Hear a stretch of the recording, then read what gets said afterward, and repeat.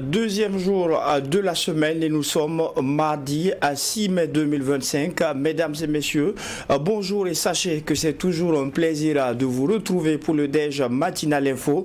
L'information juste à la bonne heure qu'il vous faut pour faire le plein de l'actualité.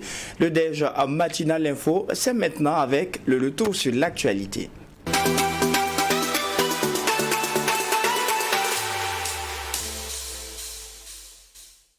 Le retour sur l'actualité de ce mardi sera marqué par la reconnaissance de Nadieska Navarro au gouvernement burkinabé après 5 années passées à la tête de la représentation cubaine au Burkina. En fin de mission, elle a été reçue en audience par le Premier ministre Rim Talba Jean-Emmanuel Ouedraogo. Restez avec nous, vous aurez toutes les précisions. Dans ce DEJ Info, nous parlerons également de la montée des couleurs qui a été respectée en ce premier lundi du mois à l'Assemblée législative de transition. L'hymne national y a été entonné en langue nationale morée par la chorale Saint-Paul de Gungue. Images et réactions sont à suivre dans un instant. Il sera aussi question de la rencontre qui s'est tenue hier lundi dans l'après-midi entre le ministre de la Communication et les premiers responsables de la presse burkinabé.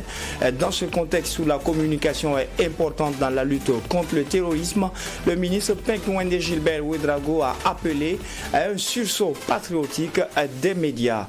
Enfin, l'invité du jour sera le docteur Lassina Simporé. Il est archéologue, responsable du laboratoire d'archéologie, d'histoire, des arts et des techniques de l'université Joseph Kizerbo. Avec lui, nous parlerons de l'importance de la recherche et de l'archéologie et de l'exposition prévue pour rendre hommage à 4 pionniers de l'archéologie. Et c'était là les principaux titres du retour sur l'actualité. Direction la primature où l'ambassadrice de Cuba en fin de mission a été reçue en audience par le chef du gouvernement Rim Talba Jean-Emmanuel Ouedraogo. Après 5 années passées au Burkina, Nadieska Navarro est venue traduire sa gratitude à tous les Burkinabés pour l'accueil et le soutien dont elle a bénéficié.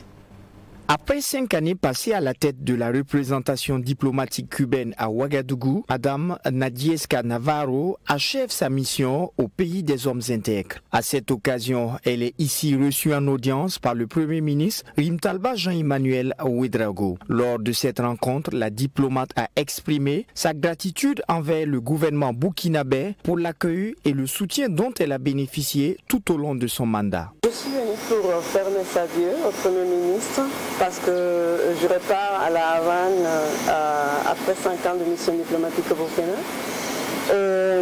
À travers lui, j'ai voulu remercier tout le gouvernement burkinabé pour l'accueil, pour le soutien permanent à ma mission ici, à Cuba, en général.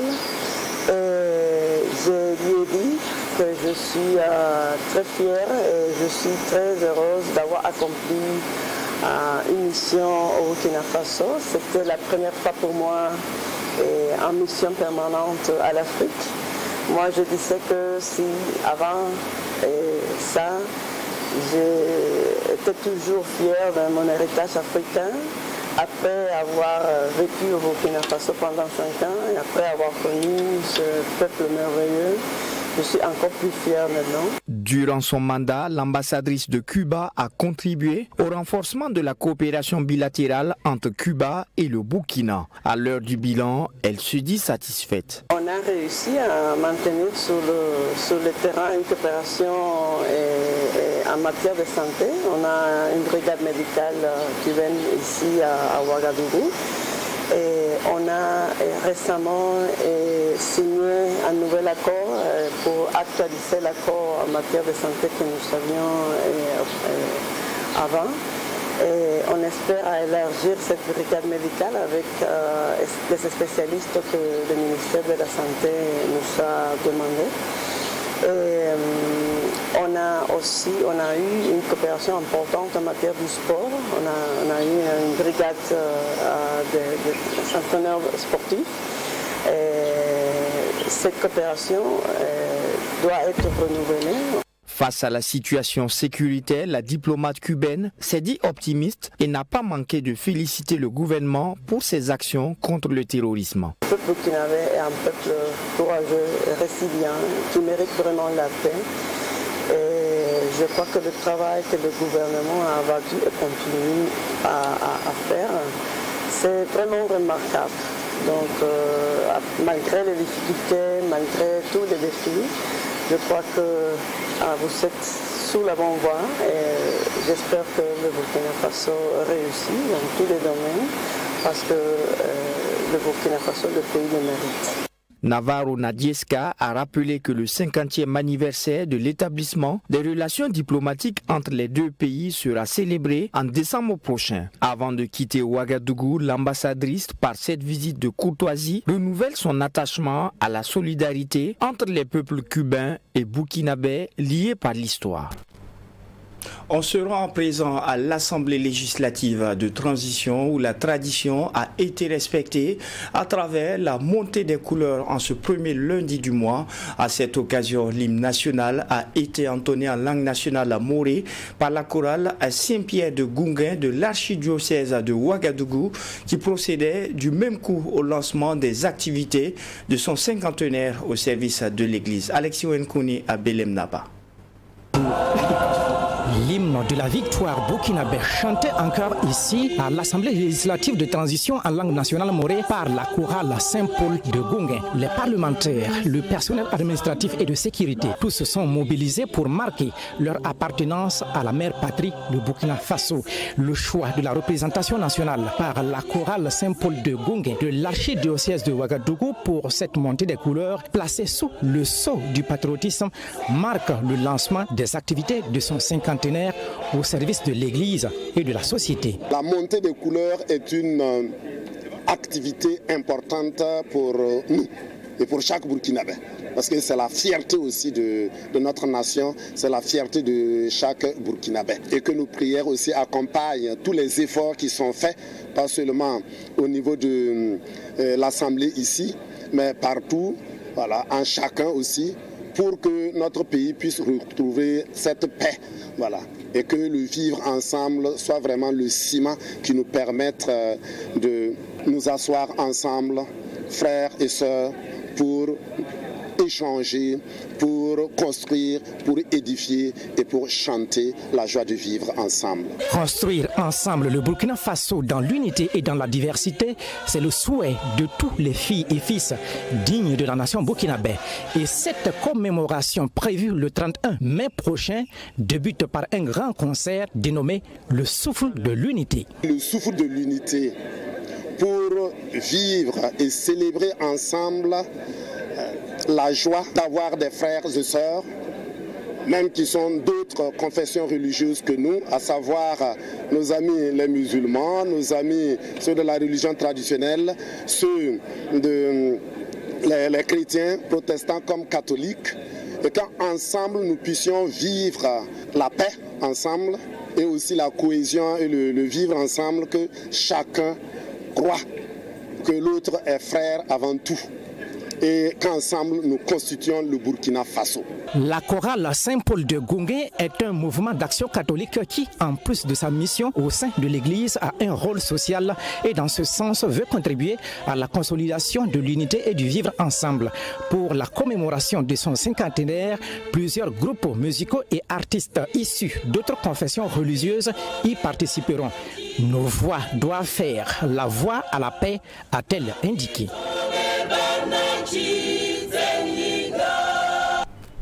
En marge de la semaine de reconnaissance à l'enseignant qui bat son plein en ce moment, les membres du gouvernement et les proches du chef de l'État ont rendu hommage à leur enseignant.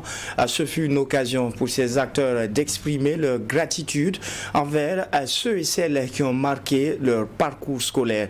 Sur le tableau d'hommage, vous le verrez, les ministres ont chacun inscrit des messages en l'honneur de leurs anciens enseignants. Dorothée Bambara.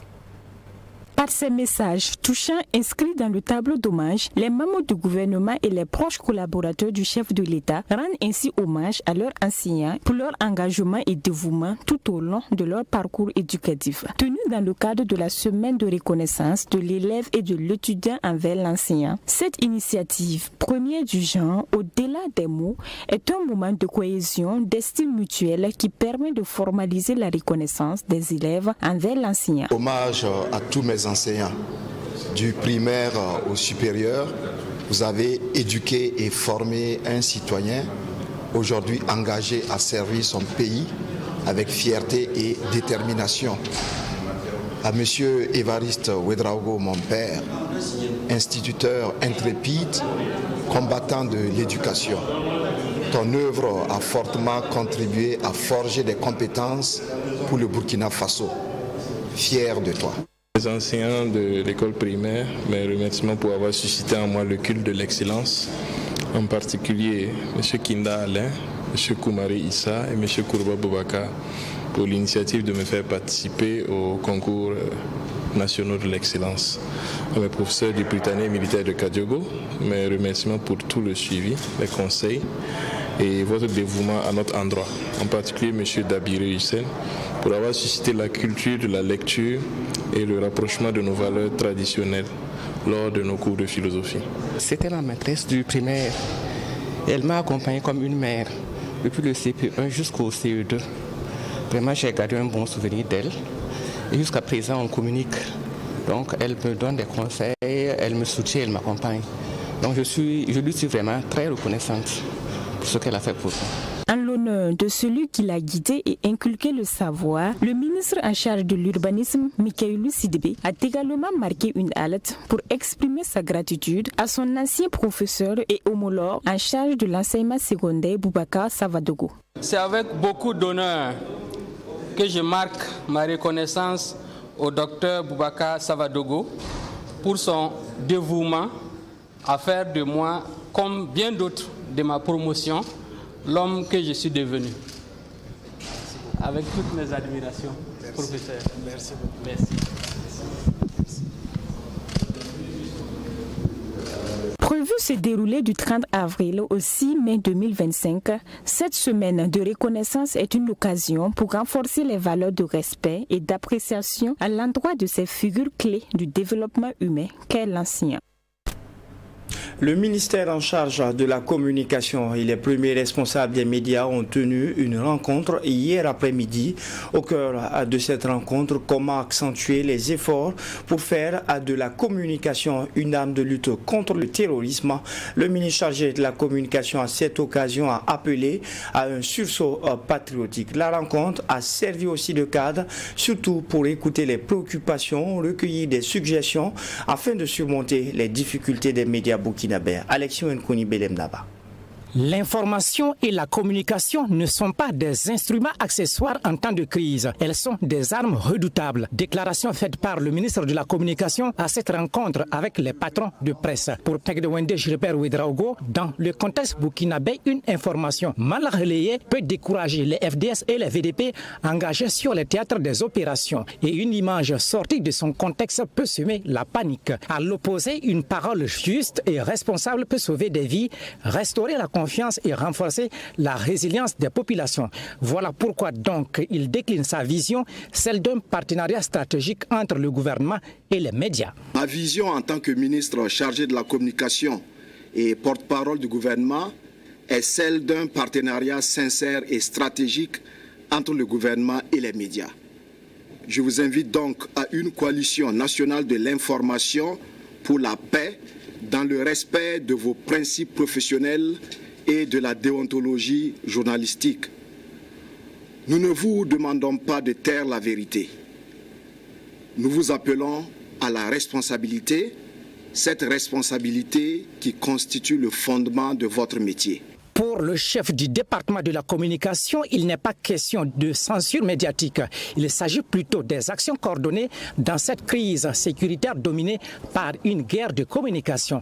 Il faudrait donc avoir des contenus qui valorisent le courage des FDS et les VDP ainsi que les efforts de reconstruction sociale dans une couverture éthique responsable. Nous ne voulons pas dominer l'information, mais lui redonner du sens au service de la survie nationale. Elle a besoin de votre plume, de votre voix, de votre image. Elle a besoin de votre patriotisme et vous appelle à l'union sacrée. L'heure n'est plus aux divisions, aux rivalités de chapelle ou à la surenchère. L'heure est à la solidarité, à la lucidité et à l'engagement patriotique. Pour le ministre de la Communication, la presse burkinabé a toujours été un pilier essentiel pour la société. Aujourd'hui, elle doit être un pilier pour la sécurité collective, a-t-il rappelé. Pour les patrons de presse, cette rencontre permet de créer la détente dans le secteur des médias. Dr Syriac Paré, fondateur de l'ISCOM et du journal en ligne Le Façonnet, dit être satisfait des engagements pour l'amélioration du climat médiatique burkinabé. Nous l'avons assuré de notre disponibilité, de notre soutien dans cette direction.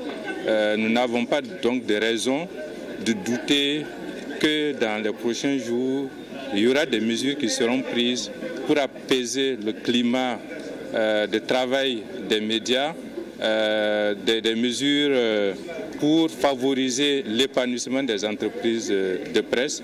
Et ce sont ces préoccupations que nous avons exprimées et nous comptons donc sur les engagements du ministre. Le gouvernement dit être conscient des défis économiques et techniques auxquels les médias font face. Il entend jouer pleinement sa partition dans la mesure de ses possibilités dans l'accompagnement des médias, a indiqué le ministre de la Communication. Cette rencontre a servi aussi de cadre surtout pour écouter les préoccupations, recueillir les suggestions et échanger sur les voies et moyens à surmonter ensemble les obstacles qui se dressent devant les médias burkinabés. Déceler les enjeux majeurs qui impactent le travail quotidien des médias et qu'ensemble des pistes de solutions concrètes soient identifiées et des stratégies concertées soient élaborées pour un avenir plus prospère et plus solide pour la presse burkinabé. On s'intéresse à présent à une exposition prévue du 8 mai au 31 juillet prochain avec pour objectif de rendre hommage à 4 pionniers de l'archéologie et de l'histoire de l'art burkinabé, initiés par les premiers responsables du laboratoire d'archéologie, d'histoire des arts et des techniques. Les couleurs ont été annoncées au cours d'une conférence de presse hier lundi. Serge Bassolé pour les détails. L'université Joseph Kizerbo abritera durant 3 mois, soit du 8 mai au 31 juillet prochain, une exposition sur le thème 400 000 ans de présence humaine au Burkina Faso. L'exposition est portée par tous les archéologues et historiens de l'art du Burkina Faso. Elle mettra en vitrine les trouvailles archéologiques ainsi que les productions en histoire de l'art jusque-là méconnues du grand public. L'initiative est du laboratoire d'archéologie d'histoire des arts et des techniques de l'université Joseph Kizerbo. Face à la presse, le comité d'organisation donne plus de précisions. Selon le conférencier du jour, professeur Célestin Ki, conseiller technique du ministre chargé de l'enseignement supérieur, cette exposition vise à rendre hommage aux pionniers de l'archéologie et de l'histoire de l'art, notamment le professeur Jean-Baptiste Kietega, le docteur Kalo Antoine Milogo, le docteur Oumarou Nao et le professeur Lassina Koté. C'est une tradition universitaire que de rendre hommage à des anciens qui ont contribué à la formation des étudiants. Nous tous qui sommes ici, devant vous, avons bénéficié des enseignements du professeur Jean-Baptiste Kietega. Après le professeur Jean-Baptiste Kietega, nous voulons rendre hommage au docteur Kalo Antoine Milogo.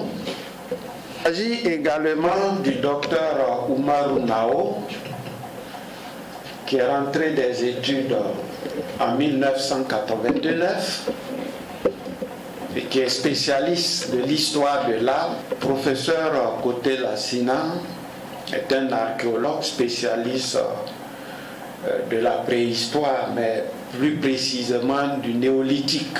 c'est un néolithicien. L'exposition offrira une visibilité à des vestiges uniques et millénaires sortis des différentes régions du pays, d'où son articulation autour de cet atelier ou axe thématique, à savoir entre autres la préhistoire, la métallurgie du fer, la céramique, les arts, l'architecture. La 5e session, c'est l'archéologie funéraire qui renvoie au mode d'inhumation. Pour les archéologues, l'inhumation date de la préhistoire, ce n'est pas une pratique contemporaine. 7e session, c'est le patrimoine culturel. Ces dernières années, les recherches ont été intensifiées sur le patrimoine culturel afin de permettre de le comprendre et de voir quelle exploitation on peut en faire dans le cadre même de la construction de cette nouvelle identité au Burkina Faso. Vous verrez des éléments majeurs du patrimoine culturel physique du Burkina Faso. L'exposition s'adresse au grand public et est orientée en premier lieu vers le monde scolaire et universitaire ainsi qu'aux acteurs politiques et économiques. Après la cérémonie d'ouverture prévue le 8 mai, les visiteurs de cette exposition seront reçus les jeudis, vendredis et samedis au bâtiment des écoles doctorales de l'université Joseph Kizerbo.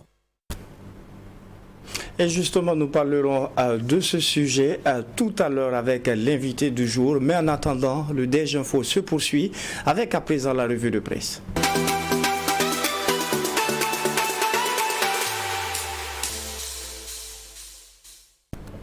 Au niveau de l'observateur Palga, la une de ce mardi est marquée par PMUB, 78 briques pour un menuisier à Dédougou. Également à la une de l'observateur Palga, l'Afrique et les restrictions budgétaires américaines, ces coupes claires qui assombrissent des millions de vies. Le quotidien d'État Sidoya lui titre à sa une montée des couleurs, l'hymne national exécuté en langue morée à l'Assemblée législative de transition. Également à la une de Sidoya, inauguration du mausolée Thomas Sankara. Tout est fin prêt. On termine avec cette fois-ci les éditions Le Pays où la une du mardi est marquée par inauguration du mausolée de Thomas Sankara. Tout est fin prêt, assure le comité international du mémorial Thomas Sankara. Et toujours au niveau du journal Le Pays, incivisme routier à Fadangourma à 125 motos saisies en seulement 1 heure d'opération. Poursuivons à présent le DEJ matinal info avec l'invité du jour.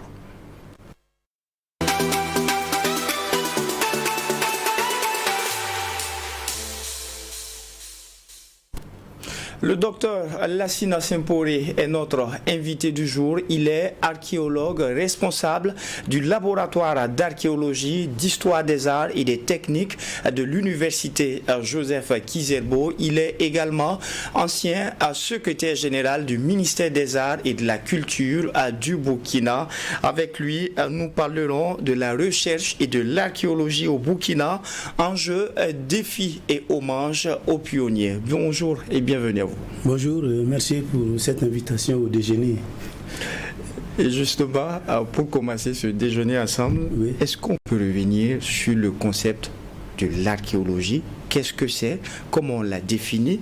Quelle est son importance pour nos pays? Il faut tout un cours pour cela, mais disons que pour écrire l'histoire, on a besoin de plusieurs sources d'informations. Très souvent, les sources que les gens connaissent, ce sont les sources orales. On peut aller interroger des gens dans les villages, un peu partout. Et le deuxième type de sources, ce sont les sources écrites. Mais vous savez que quand on prend les sources orales, il y a des limites. Quand vous assistez à un événement, ce n'est pas sûr que tout le monde va raconter de la même manière ce qui s'est passé. Donc il y a des lacunes à ce niveau. Si on prend aussi les sources écrites, on ne peut pas reculer au-delà de la colonisation, parce que c'est avec la colonisation qu'on a introduit l'écriture au niveau de l'Afrique et peut-être du Burkina Faso. Alors que des gens ont vécu avant l'écriture, des gens ont vécu avant 100 ans, comment est-ce qu'on peut écrire leur histoire? À ce moment intervient l'archéologie qui est une source et qui permet d'écrire l'histoire à partir des vestiges. Qu'est-ce que les gens d'avant ont laissé et qui permettent aujourd'hui de les étudier, de les connaître, de les comprendre. Donc pour résumer, on peut dire que l'archéologie, c'est une discipline, c'est une technique manuelle et professionnelle. C'est aussi une profession, voilà, avec des spécialisations. En bref, c'est une science qui permet de construire un savoir ordonné dans le domaine du passé. Alors, on parle d'archéologie, on parle aussi de recherche. Est-ce que les deux sont complémentaires? Est-ce que les deux sont pareils? L'archéologie, c'est une science. Forcément, on fait de la recherche en étant archéologue. Puisque c'est pas du domaine de l'imagination, c'est pas du domaine des légendes, des contes, c'est vraiment un savoir construit, un savoir ordonné à partir d'une étude, et c'est ce qui fait que c'est une science. Tous les archéologues du monde entier travaillent de la même manière. Oui. Quand on regarde, il y a aussi cette donne que je n'ai pas annoncée quand je vous présentais. Vous êtes le premier archéologue entièrement formé au Burkina, et pour vous, comment se porte le métier d'archéologue au Burkina? Est-ce que c'est un métier qui est reconnu? Est-ce qu'il y a ce retour de la part des différents étudiants que vous avez eu à former? Est-ce qu'on en a suffisamment au pays des hommes intègres? Le Burkina a en gros 274 000 km² et nous avons à peine une vingtaine d'archéologues répartis sur tout le pays. Nous sommes en nombre très très insuffisant. Il aurait fallu qu'on ait un archéologue par commune, par exemple. Il aurait fallu aussi qu'il y ait plusieurs spécialistes, parce que le temps de l'homme est composé de plusieurs étapes et on n'a pas toutes les spécialités. Donc, mais de plus en plus, on a un engouement. Les étudiants savent que c'est une source, c'est un métier sur lequel on peut compter aussi, non seulement pour avoir des revenus, mais aussi pour avoir du savoir. Et nous savons aussi que pour vraiment écrire l'histoire de l'Afrique, au regard de tout ce qu'on a comme difficulté, l'archéologie est vraiment une source qui a de l'avenir. Qu'est-ce qui fait qu'on se retrouve avec un nombre insuffisant en termes d'archéologues au Burkina? Est-ce parce que le métier, peut-être pour beaucoup au niveau des jeunes, ne nourrit pas son nombre? Est-ce parce qu'en termes d'études, il y a beaucoup de complications? Qu'est-ce qui justifie cela pour vous? Est-ce aussi les difficultés que les étudiants voient à travers leurs enseignants archéologues? Bon, si c'est pour ça, dans toutes les disciplines, on a des enseignants de plusieurs facettes. Moi, je pense que il y a la durée. Et il faut 7 ans d'études pour être déclaré archéologue. Et tout le monde n'est pas prêt à s'asseoir sur le campus durant 7 ans. Deuxièmement, c'est une discipline budgétivore. Il faut d'abord étudier, ensuite il faut faire le terrain. Pour aller sur le terrain, on a besoin de plusieurs commodités. Et c'est un métier que l'on fait en équipe. On ne peut pas travailler sur le terrain. Et ensuite, après le terrain, il y a ce qu'on appelle le post-fouille. C'est-à-dire, par exemple, si vous avez des éléments à dater, il faut encore beaucoup d'argent. Et tout ça réuni, je pense aussi qu'il n'y a pas assez de bourses pour permettre à des étudiants de se lancer dans cette étude. La plupart de ceux qui l'ont fait le font à titre personnel. Et voilà, il y a beaucoup de difficultés qui font qu'on n'a pas assez d'archéologues. Oui. Rien que dans le cadre de la préparation de l'émission, hier j'en discutais avec un collègue qui me disait, est-ce que ce n'est pas une science réservée à d'autres pays? Est-ce que pour nos pays il a son importance? Et d'où ma question, quelle est son importance pour l'identité africaine que nous avons, pour l'histoire dont on a besoin de retracer? Aujourd'hui, on parle de souveraineté, on parle d'un certain nombre de choses qui existaient déjà en Afrique et certains le découvrent malheureusement maintenant. Quelle peut être l'importance pour justifier aussi la nécessité que nous ayons des archéologues bien formés? En définissant l'archéologie, je dis que c'est une source qui permet d'écrire l'histoire. Pendant longtemps, des gens ont osé écrire que l'Afrique n'a pas d'histoire. Des gens ont dit l'Afrique n'est pas assez entrée dans l'histoire. Alors il faut répondre. Et on ne peut répondre qu'avec des preuves. Et l'archéologie est cette science-là qui apporte les preuves. On a par exemple dit que pour la métallurgie ancienne du fer. La technologie est venue d'ailleurs. Nous avons pu démontrer qu'au Burkina Faso, 800 ans avant Jésus-Christ, il y avait des gens qui savaient rechercher des minéraux riches, des gens qui savaient construire des structures de réduction et des gens qui savaient extraire le fer.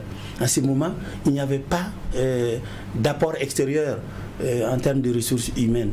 Voilà. Nous avons les ruines de l'Europénie où on nous a fait croire pendant longtemps que, au regard du fait que c'est sous forme quadrangulaire, c'est inimaginable avec le génie noir. Nous avons pu démontrer avec les datations que, au moment de la construction des ruines de l'Europénie, il n'y avait pas une population occidentale ici. Vous voyez. En clair, l'archéologie permet d'avoir des preuves pour contrer certains arguments qui réduisent le nègre au néant, qui fait que le nègre n'a rien inventé, qui fait que le nègre n'a pas contribué au développement de l'humanité. Ouais. Alors, dites-nous, docteur Saint-Paulé, qui sont les pionniers de l'archéologie au Burkina et quelle a été leur contribution dans l'histoire que nous avons aujourd'hui? Ok. Alors, l'archéologie est venue au Burkina avec la colonisation. D'accord. Mais les acteurs de la colonisation n'étaient pas vraiment des archéologues. C'était des missionnaires, c'était des médecins, c'était des militaires qui étaient là, mais qui tournaient un peu partout et qui prélevaient des pièces, donc qui jouaient à l'archéologue. Par la suite, d'autres archéologues, d'autres scientifiques sont venus, mais ils n'étaient toujours pas des archéologues. C'était des géographes de l'OSTOM, du CNRC, etc.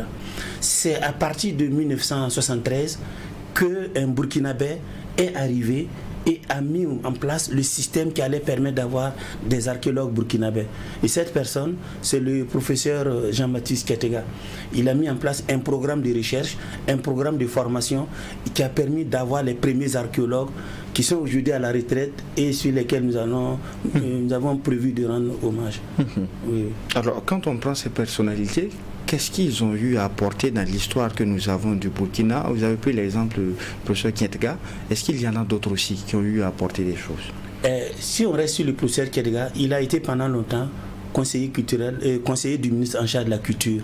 C'est quand il était conseiller que, par exemple, on a commencé les premiers inventaires du patrimoine culturel au Burkina Faso.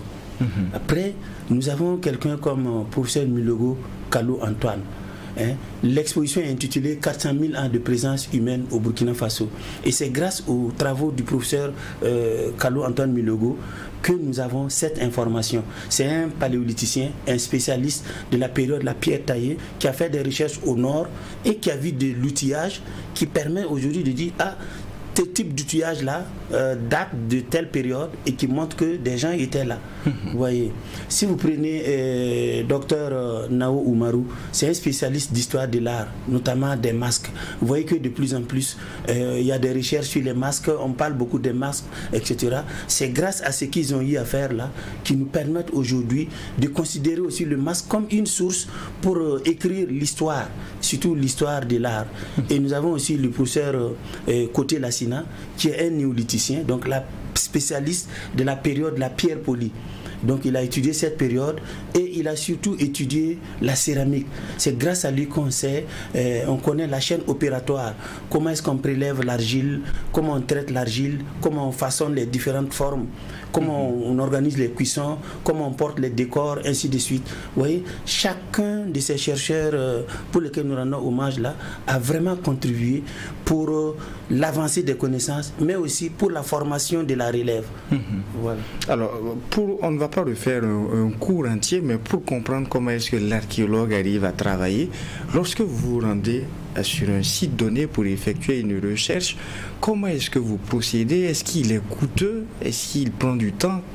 Comment est-ce qu'on arrive à retracer toute une histoire à travers des fouilles? Est-ce qu'il se fait à travers les manuscrits ou est-ce à travers, un peu comme ce qu'on voyait au niveau de l'Égypte ou dans les pyramides, on arrivait à faire des recherches à l'intérieur, à creuser, à fouiller, à nettoyer? Comment ça se fait concrètement? Alors, dans un de mes cours là, j'aime dire aux étudiants que l'archéologie commence dans le document et finit dans le document. Pourquoi? Avant d'aller sur un site, nous devons essayer de lire, de rassembler des informations pour voir où est-ce que, là où on va là, par exemple, où est-ce qu'on peut loger, c'est à quelle distance de l'université, qui est le gouverneur, est-ce qu'il y a la gendarmerie, est-ce qu'il y a la police, est-ce qu'il y a des infrastructures de logement. Donc, il y a une recherche que nous devons faire pour préparer même la mission. Ensuite, il faut réunir l'équipe. Si on doit travailler sur un site de préhistoire, il y a un type de personnel qu'il faut avoir. Si on doit travailler sur un site de la période historique, il y a aussi un type de personnel et d'outillage, de matériel qu'il faut avoir avant d'aller sur le terrain. Et comme je l'ai dit, on travaille toujours en équipe.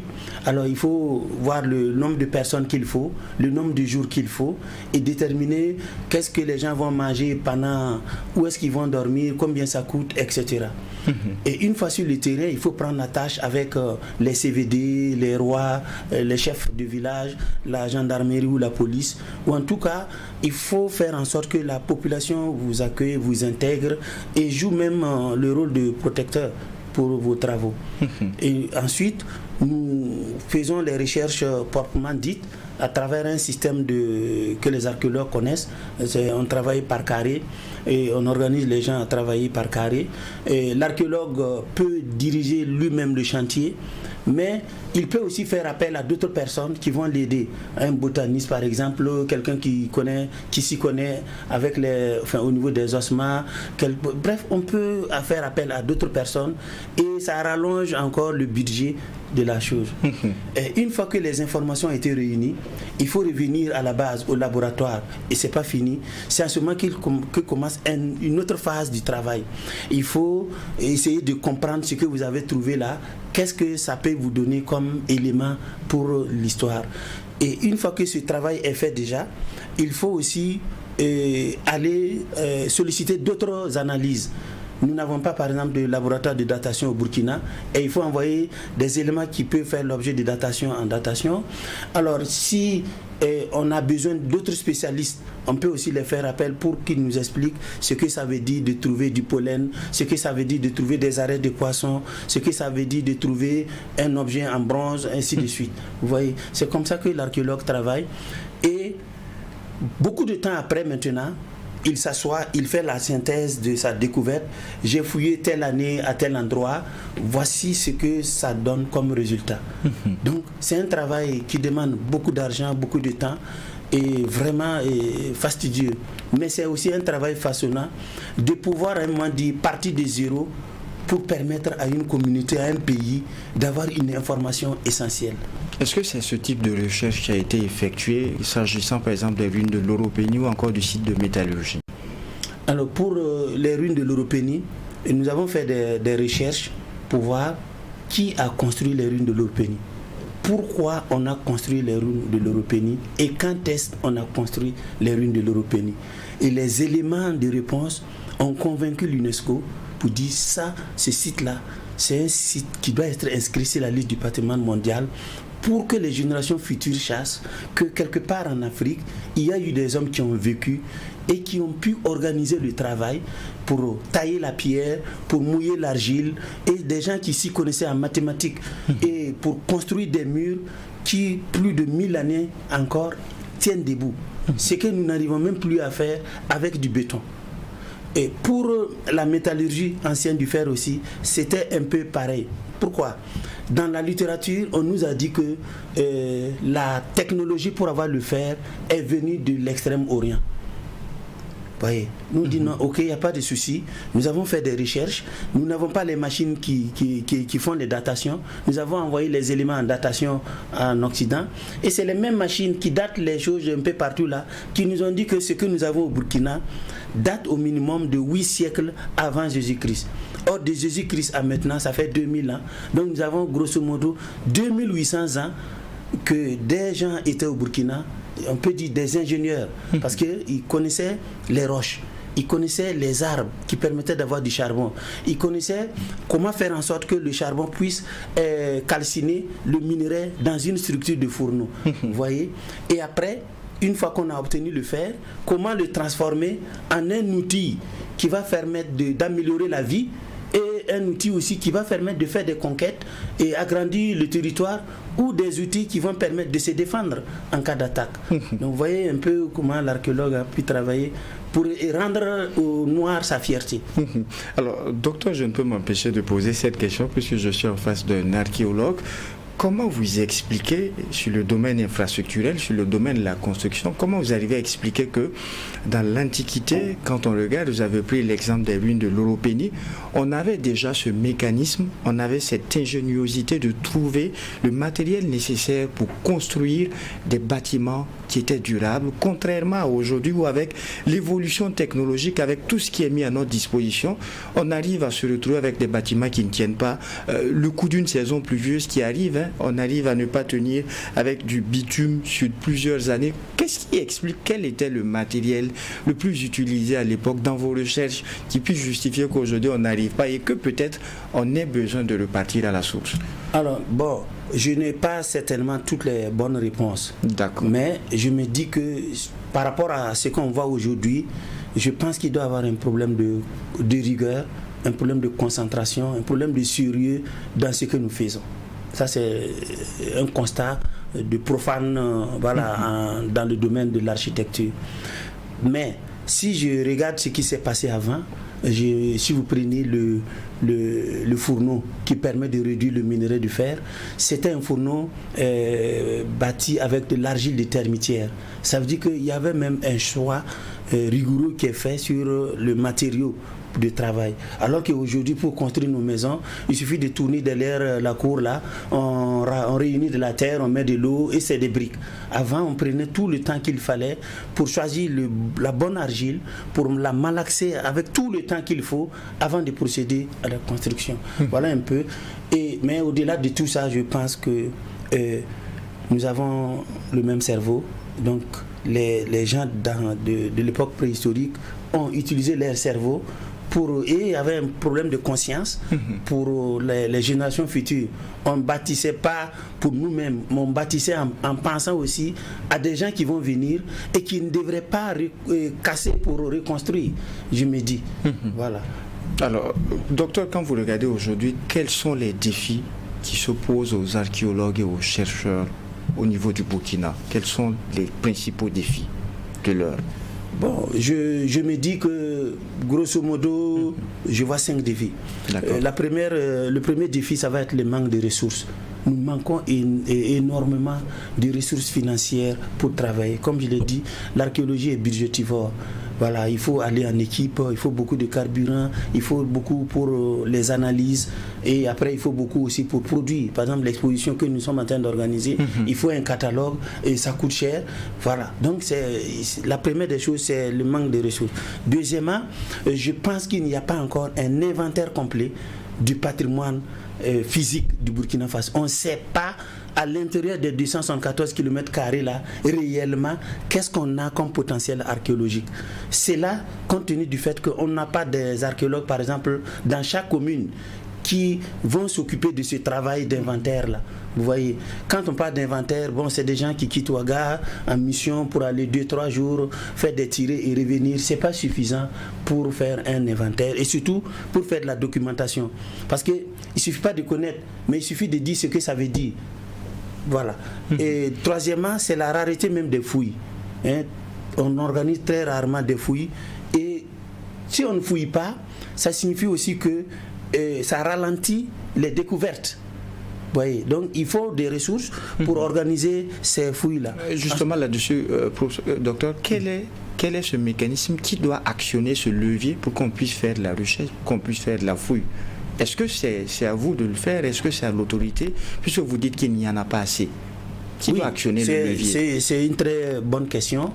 Disons, comme la chanteuse là, tout le monde est coupable. Nous sommes coupables, nous, archéologues, mais l'État aussi, et ceux qui décident ne le sont pas moins. Alors, nous sommes coupables parce que peut-être nous ne proposons pas de dossiers pertinents, nous ne voyons pas la bonne personne, nous ne savons pas à quel moment actionner un levier pour que ça marche. Deuxièmement, si l'archéologie est enseignée à l'université, c'est aussi un domaine de souveraineté. L'État devrait savoir que c'est nécessaire. C'est pour ça qu'il y a médecine, c'est pour ça que il y a SVT, c'est pour ça qu'il y a lettres modernes. À partir du moment où l'État a mis ça en place, l'État aussi devrait, sans qu'on insiste, pouvoir doter les chercheurs en ressources pour qu'on puisse travailler. Voilà. On continue donc avec les défis. L'autre défi qui suit pour moi, c'est la conservation des découvertes. Voilà. il faut dans ce domaine-là former, spécialiser davantage les archéologues. On peut fouiller, nous tous nous savons fouiller, nous savons rechercher l'information, mais je ne suis pas sûr que nous savons tous protéger ce qui est issu des fouilles. Voilà, donc c'est un grand défi, parce que l'objet en sécurité, là où il est enterré, si nous le sortons, c'est un devoir pour nous de faire en sorte qu'il ne disparaisse plus. Pourtant, on en a constaté à travers l'histoire des découvertes archéologiques qui se retrouvent à l'extérieur jusqu'à présent. Le dernier défi, de mon point de vue, va être la sensibilisation, la protection, face surtout au risque de pillage. Parce que de plus en plus, les gens se sont rendus compte que l'Afrique regorge de trésors et on vient piller pour partir à l'extérieur. Et nous sommes souvent complices, nous Africains, de ce pillage-là. Parce que très souvent, nous pensons que c'est des objets sans valeur. Et donc, c'est nous-mêmes qui aidons les gens à partir avec. Et la sensibilisation aussi pour la non-collaboration avec d'autres acteurs du développement. Vous avez parlé tout à l'heure de routes. La plupart du temps, les sites archéologiques sont détruits au moment des grands travaux. De barrages, au moment de construction des routes, au moment de l'installation des mines d'or. Alors que la législation nationale a prévu que, avant tout travaux, il faut qu'il y ait l'intervention des archéologues pour confirmer que les travaux ne vont pas détruire des trésors qui permettent d'écrire l'histoire. Est-ce que ce n'est pas ce qui est fait? À mon avis, ce n'est pas suffisamment fait. Parce que tout récemment, au début du mois d'avril, j'étais à Ouargondga à la suite d'une alerte lancée par une collègue, et nous avons vu une entreprise qui est en train d'aménager une route, et cette route traverse de part et d'autre l'école de formation des archéologues. Ne serait-ce que les vestiges qu'on voit apparents, ne serait-ce que la colline, la butte, on devrait savoir quand même que c'est un truc qui n'est pas comme c'est un endroit qui n'est pas comme les autres.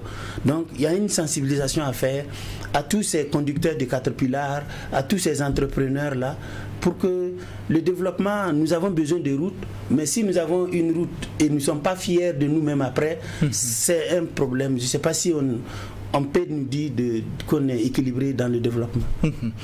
Alors, dites-nous, Président Docteur, vous avez décidé de rendre hommage à un certain nombre de pionniers à travers une exposition que vous prévoyez au sein de l'université Joseph Kizerbo.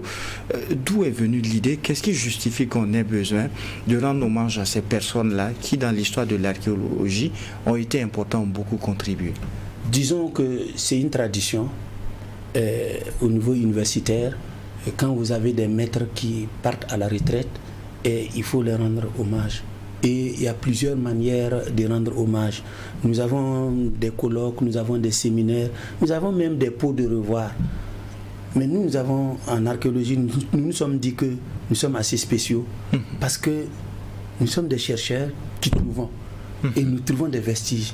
C'est l'occasion de montrer à la communauté qu'est-ce que ces archéologues-là, quand ils étaient en activité, qu'est-ce qu'ils ont trouvé et d'intéressant à montrer à la communauté. C'est pour ça que nous avons imaginé la forme exposition là et non autre forme pour rendre hommage. Voilà, c'est notre devoir. Nous nous disons que, comme on dit dans les Saintes Écritures, notamment dans le Coran, le maître, ce n'est pas seulement celui qui t'apprend quelque chose, mais celui de qui tu retiens quelque chose.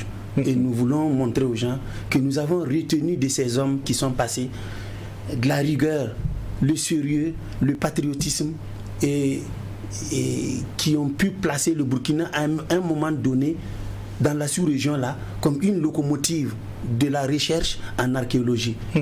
Et donc nous avons un devoir de montrer aux gens comment ils ont travaillé pour que le Burkina soit une locomotive et qu'est-ce que nous aussi nous devrons faire pour rester dans le sillage. Le thème que vous avez prévu pour cette exposition a retenu mon attention, 400 000 ans de présence humaine au Burkina. Pourquoi une telle thématique? Qu'est-ce que vous entendez par là? Alors, le temps, la définition de l'histoire, c'est quoi? C'est l'étude de l'homme dans le temps. Le temps est divisé en deux parties, la préhistoire et l'histoire.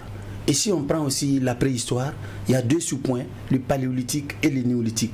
Et si on prend l'histoire, nous avons l'Antiquité, le Moyen-Âge, les temps modernes et l'époque contemporaine. Donc nous avons bâti l'exposition là sur ce schéma-là. qu'est-ce qu'on a du paléolithique au Burkina, qu'est-ce qu'on a des néolithiques au Burkina et qu'est-ce qu'on a aussi pour les périodes historiques.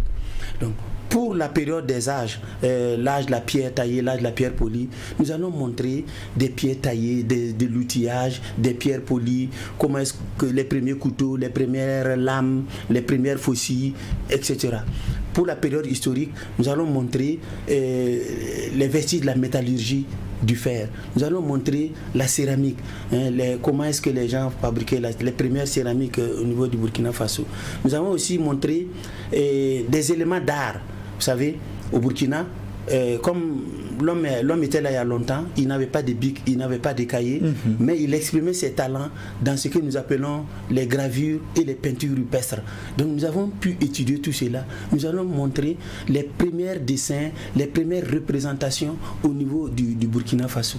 Voyez. Et enfin, il y a aussi, d'une manière générale, l'archéologie funéraire. Les gens pensent que c'est maintenant avec qu'on inhume dans des cercueils. Nous avons des cercueils en céramique que nous avons retrouvés et nous allons montrer comment est-ce qu'on traitait les morts autrefois par rapport à ce qu'on voit aujourd'hui où le temps c'est de faire vite et puis de passer à d'autres occupations. Voilà grosso modo. Et il y aura une grande fenêtre patrimoine culturel justement pour montrer que tout ce que nous avons trouvé en archéologie relève du patrimoine culturel et nous allons présenter aussi d'autres types de patrimoine qui permet de savoir qu'au Burkina Faso, des hommes ont vécu et des hommes ont fait des choses intéressantes et nous n'avons pas à rougir quand nous parlons de ces choses-là par rapport à d'autres personnes.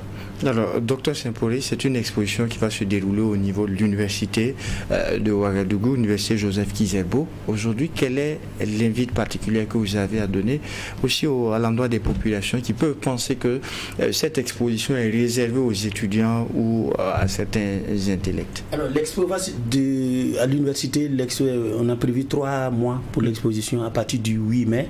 Et après le 8 mai, et après l'exposition, après les 3 mois là, nous allons déporter l'exposition au musée national.